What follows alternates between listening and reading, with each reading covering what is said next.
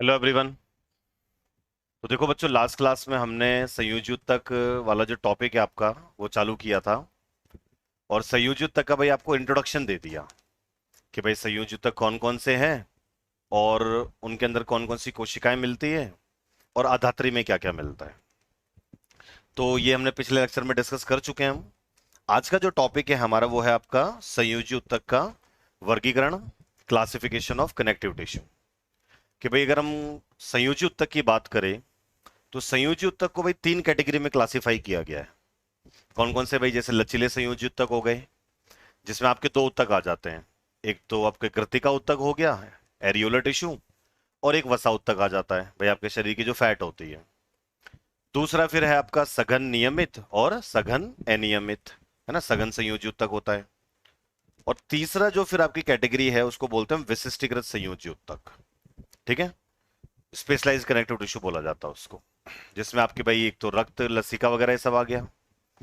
अब जैसे अगर हम बात करें, इन्हीं को हम वन बाय वन डिस्कस करते हैं। भाई सबसे पहला जो टॉपिक है हमारा वो है लचीला संयोजी उत्तक। ठीक है, अब देखो लचीले संयोजी उत्तक में अगर हम देखें तो भाई यहाँ पे क्या मिलती हैं? भाई कोशिकाएं होंगी और तंतु होंगे। अब कोशिकाएं और जो तंतु है वो एक अर्ध तरल आधात्री में, मतलब थोड़ा सेमी फ्लूइड जैसा होता है, उसके अंदर फैले हुए होते हैं, लूजली फैले हुए होंगे। ठीक है, बहुत चीजें जो है वो बहुत ज्यादा भरी नहीं हुई होंगी, बहुत ज्यादा सघन नहीं होंगी, इसलिए इसका नाम क्या रखा है? लचीले संयोजी उत्तक। ठीक है, तो यहाँ पे याद रख लेना भाई कि इस उत्तक में हमें क्या देखने मिलता है? कोशिका और तंतु एक अर्ध तरल में, है ना, शिथिलता से जुड़े रहते हैं। ठीक है, वो चीजें मतलब बहुत ज्यादा भरी हुई नहीं होंगी। अब इसमें आपके दो उत्तक आते हैं, कौन कौन से? एक तो है आपका कृत्तिका उत्तक, इंग्लिश में जिसको हम एरियोलर टिश्यू बोलते हैं। भाई दो तीन चीजें आप याद रखना कृत्तिका उत्तक के बारे में, कि भाई पहली चीज, आपके शरीर में सबसे ज्यादा फैला हुआ अगर हम देखें संयोजी उत्तक तो वो कृत्तिका उत्तक होता है। ठीक है, दूसरा जैसे भाई आप ये डायग्राम देख सकते हो, ये एनसीईआरटी का ही डायग्राम है। तो इसमें याद रखना आपको पांचों टाइप की कोशिकाएं मिलती है, जो हमने आगे थोड़े लास्ट लेक्चर में पढ़ी थी। भाई यहाँ पे आपको वृहद भक्षकाणु मिल जाएंगे, मैक्रोफेज। काम क्या है इनका? किसी पैथोजन को खाना। इसके अलावा भी आपको तंतु कोरक कोशिकाएं मिल जाएंगी यहाँ पर। ये आप देख सकते हो, यहाँ पर एक ग्रीन कलर की इरेगुलर शेप में दे रखी है ना। तो आधात्री को बनाने का काम कौन करता है? तंतु कोरक कोशिकाएं करती हैं। इसके अलावा भैया आपको कृत्तिका उत्तक में मास्ट कोशिकाएं भी मिलती हैं, जो तीन केमिकल्स को बनाती है, हिस्टामिन, सेरोटोनिन और हिप्पेरिन। इसके अलावा फिर आपको भाई थोड़ी बहुत यहाँ पर क्या मिलेंगी? वसा कोशिकाएं भी मिलती है, जो थोड़ी बहुत फैट को स्टोर करेंगी। ठीक है, तो मेनली अगर आप देखो, इसके अलावा यहाँ पर एक कोशिका और होती है जो है आपकी प्लाज्मा कोशिका। ठीक है, तो प्लाज्मा कोशिका का काम क्या था भाई? प्रतिरक्षी को बनाना, है ना, फिर जो आपको इम्यूनिटी देती है। तो कृत्तिका उत्तक में अगर आप देखो तो याद रखना आपके तंतु कोरक, महाभक्षकाणु, मास्ट सेल, प्लाज्मा कोशिका और आपकी जो वसा कोशिका होती है, ये सारी पांचों टाइप की सेल्स आपको देखने मिल जाती है। ठीक है, और आप देख सकते हो जैसे इस डायग्राम में आप देखो, यहाँ पर जितनी भी सेल्स है वो सारी फैली हुई हैं, बहुत दूर दूर है ना, लूज है यहाँ पर बहुत चीजें। इसलिए इसका नाम क्या रखा गया है? शिथिल और लूज कनेक्टिव टिश्यू। प्लस इस आधात्री में अगर आप देखोगे, यहाँ पर आपको कोलेजन तंतु और साथ में आपको इलास्टिन तंतु दोनों ही मिल जाएंगे। ठीक है, अब एक चीज आप और याद रखना भाई, क्योंकि संयोजी उत्तक की अगर हम बात करें तो इसमें कोशिकाएं बहुत फैली फैली होती है, दूर दूर है। तो भाई बीच दूर दूर है तो बीच में जगह है बहुत सारी, वहां से कोई भी रुधिर वाहिनी आपको जाती हुई दिख जाएगी। जैसे भाई हमने उपकला में पढ़ा था, उपकला में कोशिकाएं चिपकी होती हैं, तो जगह है नहीं बीच में से जाने के लिए, तो कोई रुधिर वाहिनी नहीं मिलती उपकला में। लेकिन संयोजी उत्तक में कोशिकाएं दूर दूर है, बीच में बहुत सारी जगह है, तो आपको आराम से वहां से क्या है? रुद्र वाहिनियां जाने के लिए जगह है, और वहां पर रुद्र वाहिनियां मिलती हैं आपको। तो पहला आपको हर उत्तक के बारे में विवरण ही याद रखना है भाई। सबसे पहले अगर आप देखो तो शरीर में सबसे ज्यादा फैला हुआ जो उत्तक है वो कृत्तिका उत्तक होता है। प्लस कोशिकाएं अगर आप देखो तो तंतु कोरक, वृहद भक्षाणु, मास्ट कोशिका, प्लाज्मा कोशिका और वसा कोशिका सारी मिलती हैं। इसके अलावा भाई आपको इस आधात्री में कोलेजन तंतु और इलास्टिन तंतु दोनों मिलते हैं। तो पहली चीज भाई आपको डिस्क्रिप्शन पता होना चाहिए कि भाई उस संयोजी उत्तक को अगर आप देखोगे तो आपको क्या क्या चीजें दिखेंगी। दूसरा फिर उसकी स्थिति, मतलब हमारे शरीर में वो कहां कहां पर मिलता है। तो अभी जैसे मैंने भी आपको बताया कि कृत्तिका उत्तक शरीर का सबसे फैला हुआ उत्तक है, तो आपके शरीर के जितने भी अंग हैं सबके अंदर मिलता है। तो याद रखना लगभग सभी अंगों के अंदर और चारों ओर आपको क्या देखने मिलेगा, गर्तिका उत्तक मिलता है। इसके अलावा भाई आपकी त्वचा है, त्वचा भी बहुत बड़ी है, आपकी पूरी बॉडी को कवर कर रही है। उसके नीचे भी अगर आप देखोगे आपको क्या मिलेगा, गर्तिका उत्तक मिलता है। ठीक है। इसके अलावा भाई आपको उपकला वाला थोड़ा सा टॉपिक याद हो, हमने पिछले लेक्चर में पढ़ा था कि उपकला उत्तक जो होती है उसका नाम उपकला क्यों रखा है, क्योंकि वो दूसरे उत्तकों के ऊपर ग्रो करती है। और उपकला उत्तक हमेशा किसके ऊपर ग्रो करती है, संयोजी उत्तक के ऊपर। और कौन सा संयोजी उत्तक होता है वो, उसको बोलते हैं हम क्या, गर्तिका उत्तक। और याद रखना आपके शरीर में उपकला उत्तक का जो आधारीय ढांचा बनाता है उसको नाम दिया जाता है लेमिना प्रोप्रिया। आपके शरीर में जहां जहां पर भी म्यूकोजा होगा, हमने पहले डिस्कस किया था भाई आपके शरीर के 4 सिस्टम है जिनमें बाहर की तरफ ओपनिंग मिलती है, जैसे पाचन तंत्र हो गया, श्वसन तंत्र हो गया, उत्सर्जन तंत्र हो गया, जनन तंत्र हो गया। इन सब में बाहर ओपनिंग है। तो ये जितने भी अंग हैं इन सबके अंदर का जो आस्तर होगा, जैसे छोटी हाथ की बात करूं, उसके अंदर के आस्तर को देखो वहां पे उपकला मिलती है, जिसे म्यूकोज, उस लेयर को नाम दिया जाता है म्यूकोजा। और वहां पर जो उपकला होगी वहां पे नीचे आपको संयोजी उत्तक मिलेगा। और वो संयोजी उत्तक हमेशा कौन सा होता है, गर्तिका उत्तक होता है। ठीक है। तो आप याद रख लेना कि उपकला उत्तक का जो आधारीय ढांचा होता है, जो बेस होता है, वो कौन बनाता है, आपका जो गर्तिका उत्तक है वही बनाता है। तो पहला अगर हम देखें तो लचीले संयोजी उत्तक में कौन सा आ गया भाई, आपका गर्तिका उत्तक। दूसरा भाई इसमें हमने विवरण देख लिया और इसके एग्जाम्पल देख लिए। तीसरा कार्य भाई, इसके अंदर कोलेजन तंतु है तो थोड़ा ताकत देगा, प्लस स्किन आप देखो थोड़ी सी इलास्टिक भी होती है, क्योंकि इलास्टिक फाइबर भी है ना इसके अंदर, तो थोड़ा बहुत जो प्रत्यास्थता होती है, इलास्टिसिटी, वो भी प्रोवाइड करवाएगा। इसके अलावा सपोर्ट का भी काम करता है, जैसे उपकला उत्तक को सपोर्ट दे रहा है नीचे से।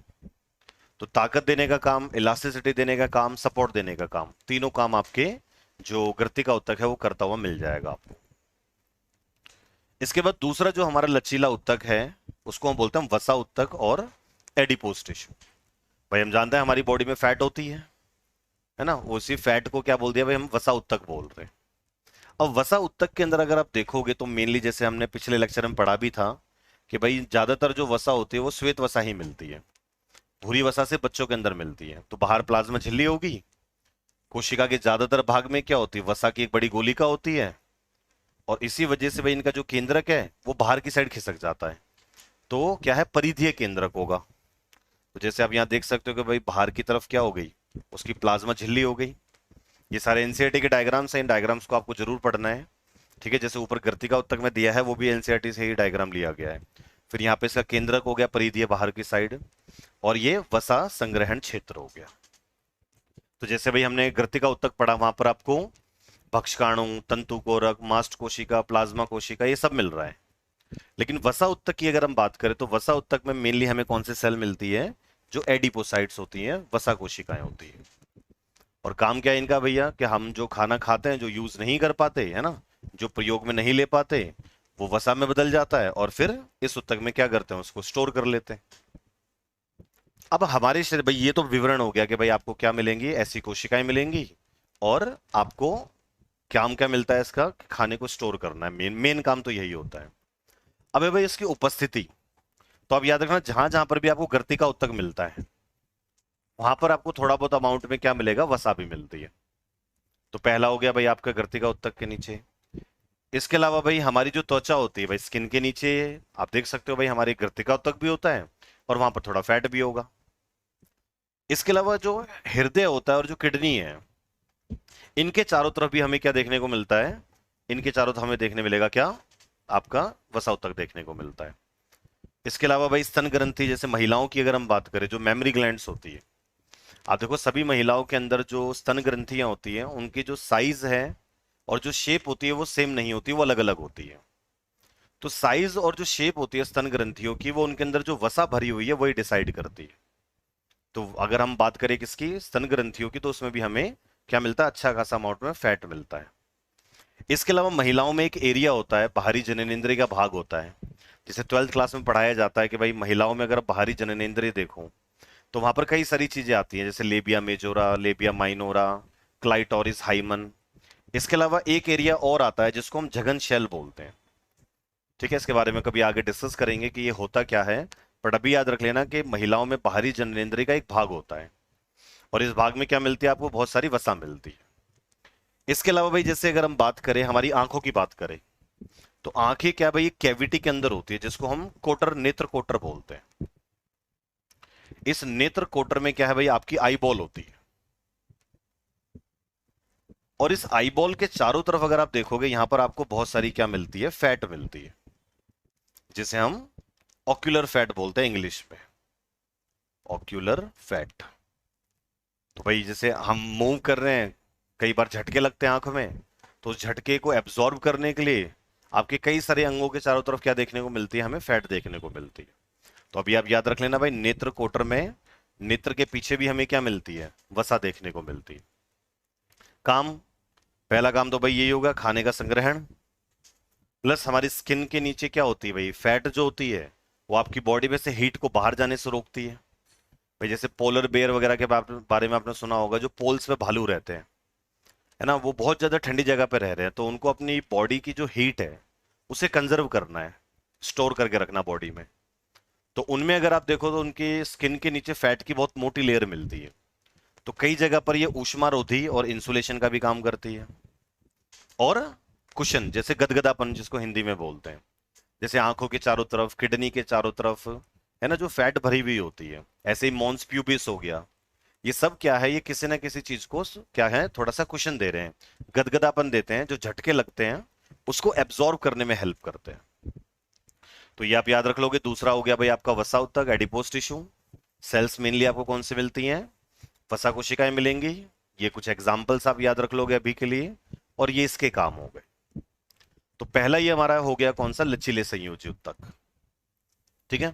अब दूसरी जो कैटेगरी है संयोजी उत्तक की, उसे हम बोलते हैं सघन संयोजी उत्तक और डेंस कनेक्टिव टिश्यू। अब जैसे नाम से ही पता लग रहा है डेंस, तो क्या होगी, सेल्स होंगे और सेल्स के बीच में बहुत सारी चीजें भरी हुई होंगी, खाली स्पेस जो है वो थोड़ा कम मिलेगा आपको, इसलिए क्या बोलते हैं इनको, डेंस कनेक्टिव टिश्यू। तो इसमें लिख लेना भाई क्या होता है, यहाँ पे जो कोशिकाएं होंगी और जो तंतु होते हैं वो दृढ़ता से, कॉम्पैक्टली क्या होंगे, व्यवस्थित होते हैं। अब देखो याद रखना, मेनली जैसे भी हमने कृत्तिका उत्तक देखा और वसा उत्तक देखा, वहां पे अलग अलग कोशिकाएं मिल रही हैं आपको।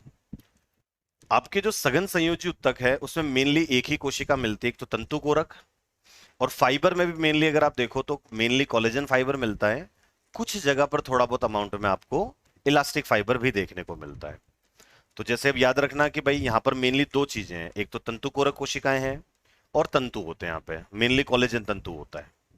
अब वो तंतु और जो तंतु कोरक कोशिकाएं हैं वहां पर, उनका अभिविन्यास, उनकी ओरिएंटेशन कैसी है, मतलब फैले कैसे हुए हैं। जैसे भाई मान लो एक कतार में, जैसे आप प्रेयर हो रही है जैसे स्कूल के अंदर, तो आपने देखा होगा बच्चे सारे एक लाइन में खड़े हुए होते हैं, है ना, एक कतार में है। तो अगर इस तरीके से व्यवस्थित है तो उसको बोल देंगे हम सघन नियमित, एक रेगुलर पैटर्न है। लेकिन मान लो जैसे छुट्टी होती है, बच्चे एकदम ऐसे ना भीड़ भाड़ सा मचा देते हैं, कोई पैटर्न नहीं रहता उसके अंदर, तो इरेगुलर बोलते हैं इसको, अनियमित बोलते हैं। तो सिंपली आप याद रख लेना कि होता क्या है भाई, तंतु और तंतु कोरक का जो अभिविन्यास होता है, इसके आधार पर इसको हम दो कैटेगरी में क्लासिफाई कर देते हैं। कौन कौन सा, एक तो सघन नियमित और दूसरा कौन सा है, सघन अनियमित। ठीक है। अब नियमित और अनियमित है क्या, जैसे आप इस डायग्राम में देखो भाई, यहां पे आप देखो क्या है, ये तंतु कोरक कोशिकाएं हो गई, और ये जो तंतु कोरक कोशिकाएं हैं ये कोलेजन के जो बंडल्स होते हैं इनके बीच में कतार से उपस्थित है। जैसे एक अलग से भी एक डायग्राम दिखा रखा है, यहाँ पे आप देख सकते हो कि यहाँ पर बीच में क्या है, कोलेजन तंतु हो गए, और फिर उनके बीच में कोलेजन के क्या मिलते हैं, बंडल्स मिलते हैं, जिनमें एक कतार से मिल रही है आपको ये। तो इसमें क्या होगा भाई, पहले अगर हम देखें कौन सा, सघन नियमित संयोजी उत्तक, डेंस रेगुलर कनेक्टिव टिश्यू, तो इसमें क्या होगा भाई, तंतु कोरक समानांतर तंतुओं के गुच्छों के बीच कतार में उपस्थित होती है। ठीक है। तो ये तो डिस्क्रिप्शन हो गया कि भाई, विवरण हो गया कि संयोजी उत्तक में सघन को नाम ये क्यों दिया गया है। दूसरा बात करें उपस्थिति की, लोकेशन की, तो दो एग्जाम्पल है मेनली, कौन कौन सी, एक तो कंडरा और दूसरा स्नायु, जिनको हम टेंडन्स और लिगामेंट भी बोलते हैं। अब इसको समझते हैं थोड़ा, टेंडन और लिगामेंट क्या भाई, जैसे मान लो ये आपके शरीर की अस्थि हो गई, बोन हो गई भाई, जैसे फॉर एग्जांपल आपका हाथ हो गया, इसके अंदर हड्डी है और हड्डी के ऊपर ये बाइसेप पेशी है, है ना। तो पहली बात तो इनके साथ जो पेशियां जुड़ी हुई होती है उनको हम कंकाली पेशी बोलते हैं, क्योंकि वो किसके साथ जुड़ी हुई है, कंकाल के साथ। तो एक चीज आप याद रखना कि भाई पेशियां जो है वो हमारी हड्डियों से जुड़ी हुई होती है, तो हड्डियों से जोड़ने का जो काम है वो कौन करता है, एक सघन नियमित संयोजी ऊतक करता है, जिसको हम कंडरा बोलते हैं, टेंडन बोलते हैं। ठीक है। तो एक चीज और इसमें याद रखना, जैसे भाई ये पेशी हो गई, तो इस पेशी में क्या होगा, एक जो कंडरा है वो क्या होगी, वहीं पर प्रेजेंट होगी, उसी अस्थि के ऊपर होगी जिसपे वो पेशी है। जैसे बाइसेप है भाई, इसके दो एंड है, एक इस तरफ होगा एक इस तरफ होगा, तो एक एंड तो इसका इसी अस्थि पर जुड़ा हुआ है। लेकिन बाइसेप का काम क्या है भाई, आपके हाथ को मूव करवाना है, कि जब बाइसेप कॉन्ट्रैक्ट होगी तो हाथ ऐसे मूव करेगा। तो दूसरी जो कंडरा होती है वो कहां पे जुड़ी हुई होती है, वो पास वाली हड्डी के साथ जुड़ी हुई होगी, जिसको उसे मूव करवाना है, जिसकी मूवमेंट करवानी है। ठीक है। और ऑब्वियस सी बात है, किसी चीज को खींचना है तो खींचने के लिए हम कोई रबड़ तो लेकर आएंगे नहीं भाई। कोई चीज अगर आप रस्सी, मान लो आपको कोई चीज खींचनी है, आप रस्सी लेकर आए, तो रस्सी इलास्टिक थोड़ी होनी चाहिए, अदरवाइज वो चीज खींचेगी कैसे, वो रस्सी ही खींचती रह जाएगी। तो भाई पहले चीज क्या होता है, मेनली इन इलास्टिक होता है, इसके अंदर लचीलापन क्या होगा वो नहीं देखने मिलेगा आपको, लचकदार होता है मतलब। तो दो तीन चीजें आप इसमें याद रखोगे भाई। पहली चीज, काम क्या है इनका, कंडराव का, ये अस्थि और पेशियों को आपस में जोड़ते हैं। दूसरा, क्योंकि खींचने का काम है तो इन इलास्टिक होगा, लचकदार होगी। और भाई ऑब्वियस सी बात है, इलास्टिसिटी नहीं है तो मेनली उसके अंदर कौन से तंतु मिलेंगे आपको, कोलेजन तंतु मिलेंगे। ठीक है। जो गुच्छा होता है, जो कंडराव को प्रतिरोधी क्षमता प्रदान करता है और टूटने से बचाता है। कि भाई आप कोई चीज उठा रहे हो तो बहुत सारा वेट लगना है, और वो कमजोर हुई तो वो टूट जाएगी, तो उसे टूटने से रोकने का काम भी कौन करता है, कंडराएं करती है। सेम चीज भाई, जैसे आपके शरीर की ये एक अस्थि हो गई, ये दूसरी अस्थि हो गई। अब ये अस्थियां भी जो है, जब भाई जैसे यहाँ पे रेडियस ह्यूमरस एक अस्थि होती है, फिर यहाँ पर दो अस्थियां मिलती है जिनको रेडियस और अल्ना बोलते हैं, ये हम आगे वाले टॉपिक्स में पढ़ेंगे। तो ये भी जो है ये आपस में जुड़ी हुई है। तो आपस में जोड़ने का जो काम है, अगेन यहाँ पे आप देख सकते हो, यहाँ पर एक सघन नियमित संयोजी ऊतक करता है, जिसको हम स्नायु बोलते हैं, लिगामेंट बोलते हैं।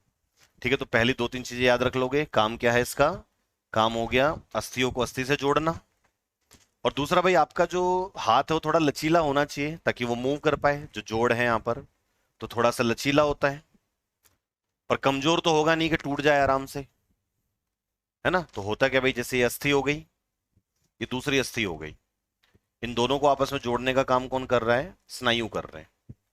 तो स्नायु थोड़े लचीले होने चाहिए ताकि हड्डियां मूव कर पाए, बट ऐसा भी नहीं है कि कमजोर होने चाहिए, है ना, कि आसानी से टूट जाए। तो स्नायु में आपको क्या मिलेगा, कोलेजन तंतु मिलेंगे जो इसको सपोर्ट देंगे, है ना, इसको स्ट्रेंथ प्रोवाइड करवाएंगे। साथ में आपको यहाँ पर क्या मिलेगा, थोड़े बहुत इलास्टिक तंतु भी मिलेंगे, क्योंकि हमें थोड़ा सा लचीला चाहिए। तो आप याद रख लेना, यहाँ पर आपको कोलेजन तंतु और इलास्टिन तंतु दोनों मिलते हैं। काम क्या होगा भाई इनका, तो जैसे आप जान ही रहे हो कि कंडरा क्या कर रही है, अस्थि को पेशी से जोड़ रही है, और जो स्नायु है वो अस्थि को अस्थि से जोड़ रहा है। तो सिंपली काम क्या होगा कि कई संरचनाओं को आपस में मजबूती से जोड़ने का काम करते हैं ये। तो ये हो गया हमारा किसके बारे में, सघन नियमित संयोजी ऊतक में।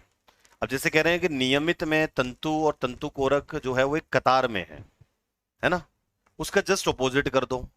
अगर वो ऐसे रैंडमली फैले हुए हो तो उसे हम क्या बोल देंगे, सघन अनियमित संयोजी ऊतक और डेंस इरेगुलर कनेक्टिव टिश्यू।